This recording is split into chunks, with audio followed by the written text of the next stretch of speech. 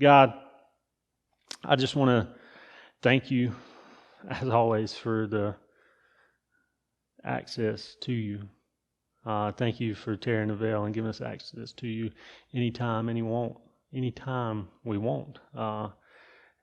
Thank you for reminding me that prayerlessness comes from, just an attitude of control and an attitude of not relying on you. And prayerfulness is when we rely on you. And just help us to remember that daily, and help us to remember that all the times you answer prayer and all the times you do miracles. And dear Lord, I just lift all these concerns up to you. I just pray for all the people dealing with illnesses and ailments and unknown answers and uncertainty and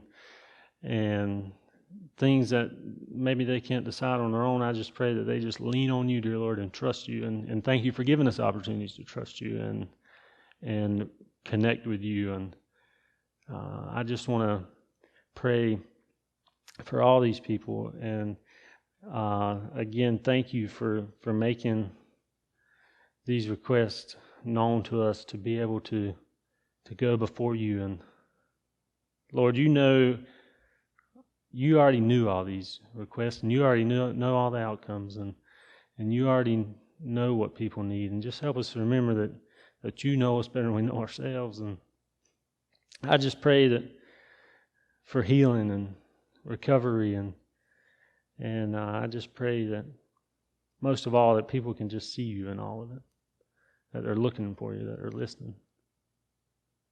Dear Lord, I ask for all of these things in your name. I love you. Amen. All right. Most time I would walk off and say, here comes somebody to give us the word, but tonight I'm giving you the word. So here we are.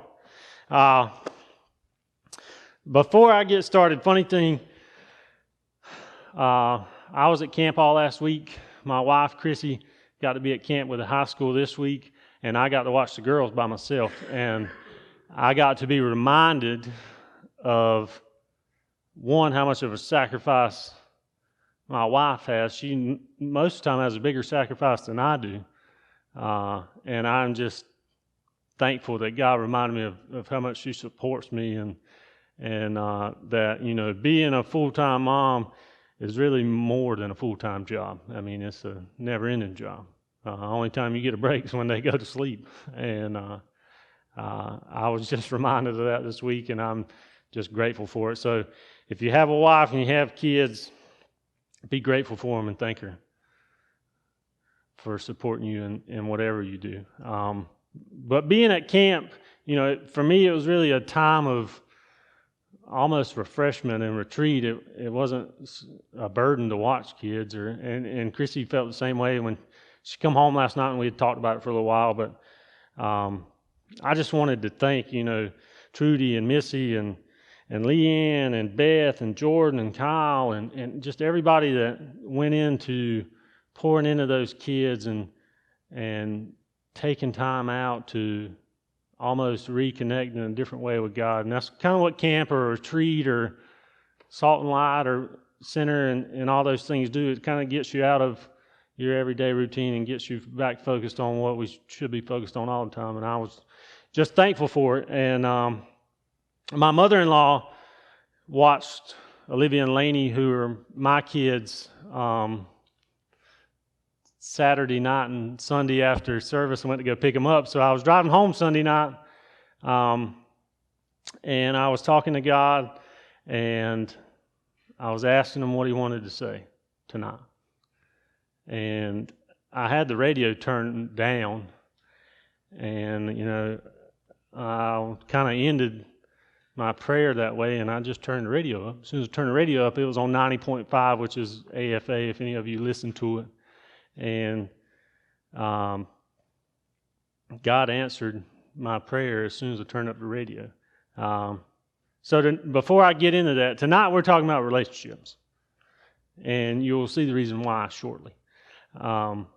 Relationships is something that God has been speaking to me all year on, especially dealing with being able to have the opportunity to be involved with children's ministry and deacons and God, what did God design us for? Relationship with Him and relationship with others, right? So if relationships is the goal, then during this whole virus, I was listening to the radio, so I prayed the prayer, kind of waited for God to say whatever He wanted to say. Turned up the radio, and the guy come on the radio was giving these statistics on, since the coronavirus, anxiety was up over 300%, depression was up over 280%, and before I just say something like that, I like to make sure it's true. So today I went and looked that up. And sure enough, it's true that Johns Hopkins University did a study in the month of May on 1,500 people, and then University of Southern California did another survey on 7,000 people on anxiety and depression and how they were feeling during this whole coronavirus and being secluded. And a lot of times in our world today, the world kind of makes us geared for everything instant. We have microwaves, we have smartphones, our media is instant, our news is instant, our interactions with people on social media are instant. And we want everything now, and we are more consumers than we are deliverers almost. And the way the world is today, it's just natural to fall into that.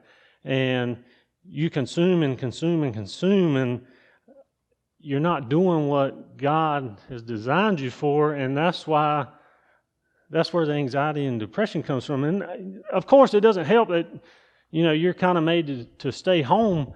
But anyway, the guy on AFA, when he had said that, I didn't really think much into it. But right after that, he said that the study proved that during the months, so they took that survey during the month of March and April when the virus first started. Well, then they did another survey in May and June on what helped. And it wasn't meditation, it wasn't medication, it wasn't alcohol, it wasn't yoga, it wasn't exercise, it wasn't diet. It was relationships that proved to be the most helpful for those mental issues. As soon as he said that, I was like, God, thank you for reminding me that's what we're here for, and that's what we're supposed to be about. And even a couple of Sundays ago, I even preached on it, but I didn't know exactly where God was going with it. So if relationships are the goal and the purpose, I wanted to look at some real. If you look at the title of my message, you'll notice I got real kind of hyphenated to emphasize real relationships. And a lot of times we get up here and talk at you or to you, but we don't spend a lot of time sometimes in relationship with each other and being intentional about it. And I wanted to do that because thankfully, this sanctuary not being crowded may look depressing to some people. To me, it's an opportunity we're really, we got 12, 14 people in here. We're really a small group.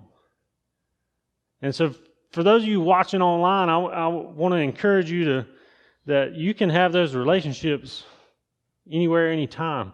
And that's what we're going to look at tonight, and that's what we're going to kind of practice what we preach tonight.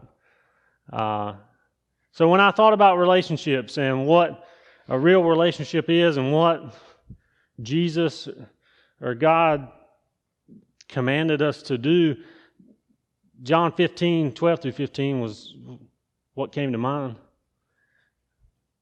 It says, "This is my command, love one another as I have loved you. No one has greater love than this, to lay down his life for his friends.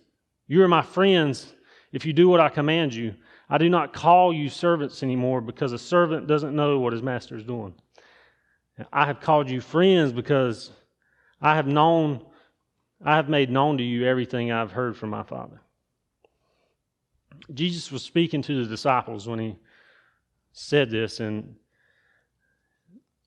he called the people that were supposed to be under him or his servants his friends, and he even emphasized or hinted at his coming death at the time, because he was showing them how much he loved them.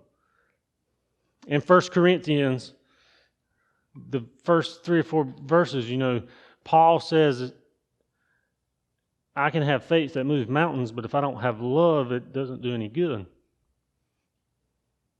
And I think that's through all this, God has given us an opportunity to emphasize that and to share that with other people. And when I heard what I heard on the radio, that just made it even more true.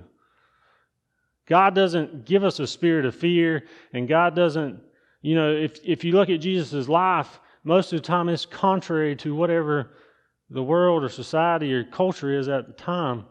And I'm not telling everybody to be an extremist or whatever word you want to put on it. I'm just telling you that you need to respond in love and to what Jesus does or did more than what the culture puts on you.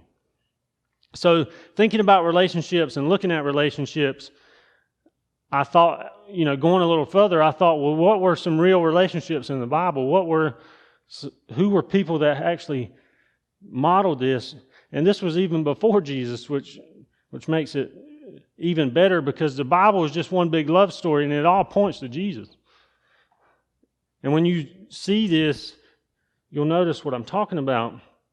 Ruth and Naomi was somebody that came to mind when you think about a real relationship. Naomi was Ruth's mother-in-law, and if you know the story, Naomi got married, her husband died, had kids, they married, her 2 sons married 2 women from a different place, her 2 sons died, and she was left with her daughters-in-law. And she expected her daughters-in-law to go back where they came from and just start their life back over with their family. And in Ruth 1:14-18, it says, again they wept loudly. Orpah kissed her mother-in-law, but Ruth clung to her. Naomi said, look, your sister-in-law has gone back to her people and to her gods. Follow your sister-in-law. But Ruth replied, don't plead with me to abandon you, to return and not follow you. For wherever you go, I will go. Wherever you live, I will live. Your people will be my people. Your God will be my God.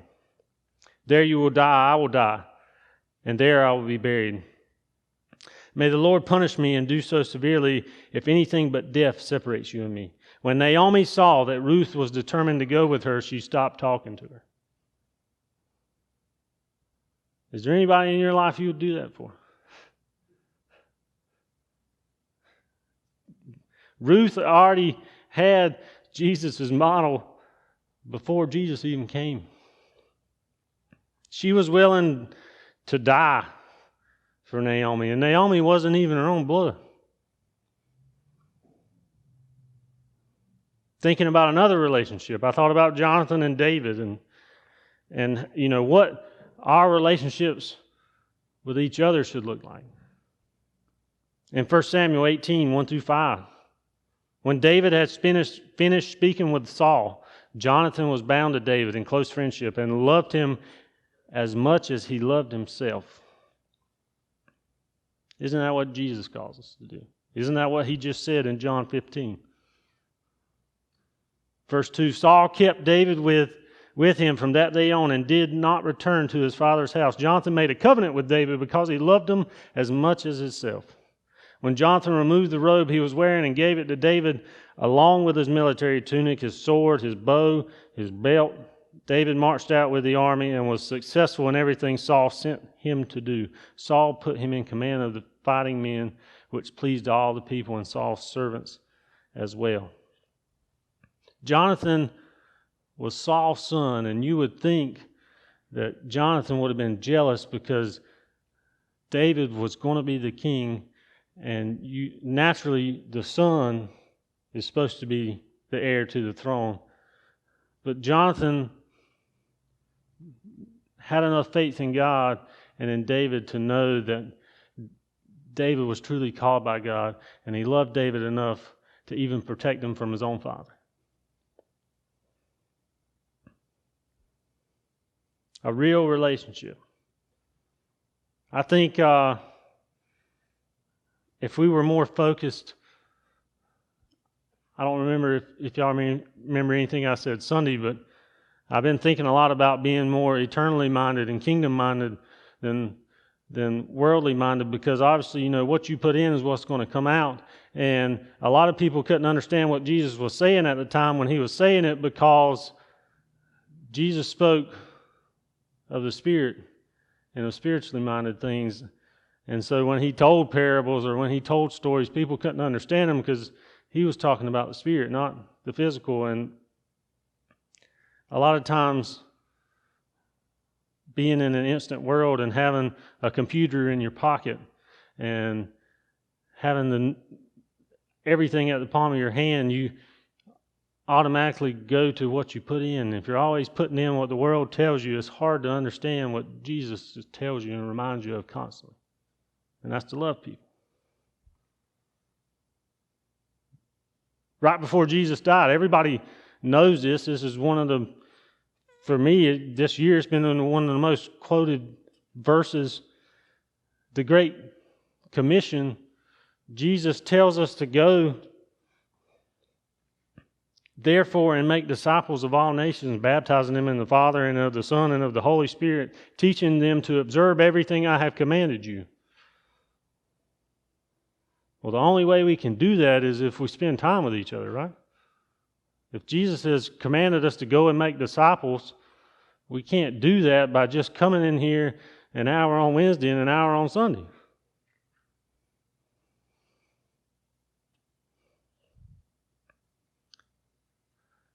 I intentionally meant for this message to be about 10 minutes so we could spend about 10 or 15 minutes with each other.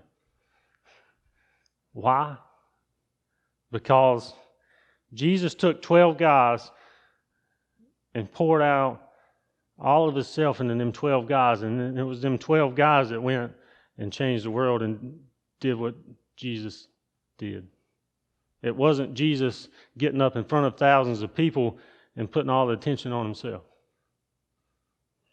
And a lot of times in American church, we want to do that, or it's easy to go along with the way things have always been done. But as Bobby says, and as I'm reminded of, Sunday and Wednesday is really just a celebration of the week, and we're just coming in here and wooing. We're just celebrating what God's done for us. It's where you get fed is in relationship with people. Matthew 12:46-50 says, while he was still speaking to the crowds, his mother and his brothers were standing outside wanting to speak to him. Someone told him, look at your mother and your brothers. Look, your mother and your brothers are standing outside wanting to speak to you. He replied to the one who was speaking to him, who is my mother and who are my brothers? Stretching out his hand toward his disciples, he said, here are my mother and my brothers. Whoever does the will of my Father in heaven is my brother and sister and mother. With that being said, we're fixing to practice what we preach. I want to know who is your mother, brother, and sister, the way Jesus was just saying. His mother, brother, and sister was anyone who was willing to do the will of his Father in heaven. So, for those of you watching online, I've put 2 questions in the comments on Facebook. There's 2 questions up on the screen now. I challenge you to just spend time with your significant other, your kids, whoever you're with. If you're by yourself, then spend time with God. But just spend time in real relationship with people and see what God does. That's what we're fixing to do here. And I'm pretty excited about it. So I'm going to pray. When I get done praying, I'll explain to y'all what we're going to do. Internet, Facebook land, I hope you spend some time with whoever you're around right now and just thinking about real relationships and what Jesus called us to do. Dear God, I just want to thank you for this time. I want to thank you for going before me and behind me and always showing up and answering my questions and speaking to me. And I just pray that we can remember what you called us to do and why you called us to do it. And that sometimes it's not going to be big and glamorous as the American dream looks, or as even America makes things, but that is most of the time it starts with just a few people. Continue to mold and shape our hearts into whatever you want. I pray for this discussion time, dear Lord. I just pray that it would be pleasing to you and fruitful, and that you would just do whatever you want to do with it, and just help us to have our hearts, eyes, and ears and mind open to whatever you want to do. I ask it all in your name. Amen.